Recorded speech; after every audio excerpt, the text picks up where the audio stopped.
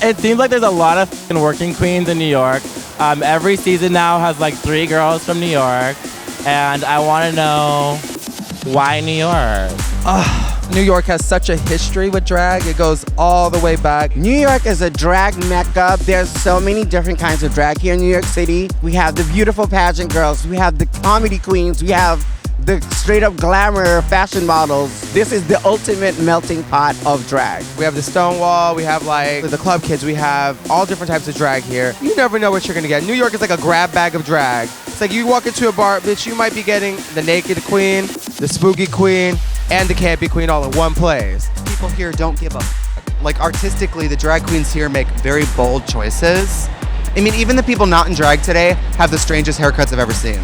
People don't give a like your rat tail is not impressive here. People have like floor-length mullets. Drag has made New York. Drag is the reason we had the Stonewall Revolution. Marsha P. Johnson and Sylvia Rivera led our movement in 1969. So drag has always been the bedrock of it. There's so many different types of drag as you move across the nation. And I feel like as you open it up to New York, you open DragCon up to a whole new level and type of person. Welcome home, DragCon. You belong here. Some of the most well-known, influential, famous drag queens come from New York.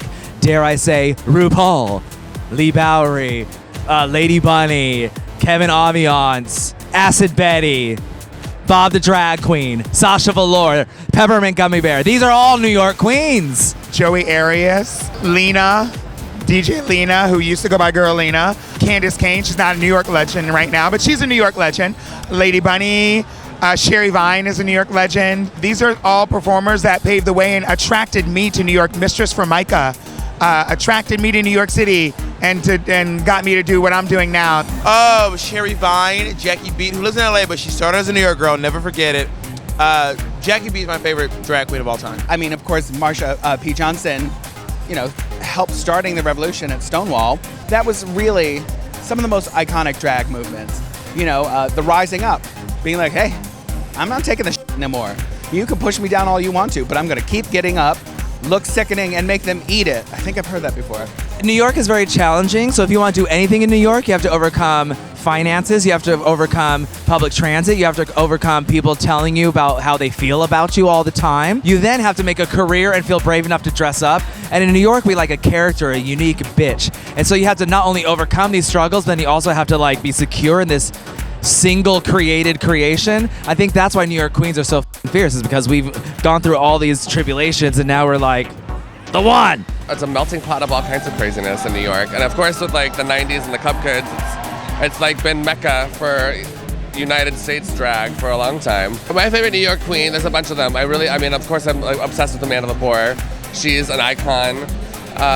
Sophia Lamar, icon. Lady Bunny, idiot. Lady Bunny. Funny, hilarious, genius, down-to-earth, humble. Lady Bunny is my favorite all-time favorite drag queen in New York City, maybe of the world. Peppermint is a staple here in New York City. I love her. Misunderstood. She doesn't get in drag very often anymore, but she gave me my first paid gig here when I was in New York City. So, thanks, bitch. First of all, let's face the facts. This is where RuPaul, Lady Bunny, James St. James, you know, all that kind of club kid movement, you know, I don't know if it began, but it's the stories that we gravitate to, and Stonewall and all of that. And so there's, you know, theater too, okay? You've got Broadway, there's the experimental aspect there. Now it's running over, you know, you're hearing this, Sasha Velour comes from Brooklyn and all the gals there, and Pearl. I mean, there's that type of thing.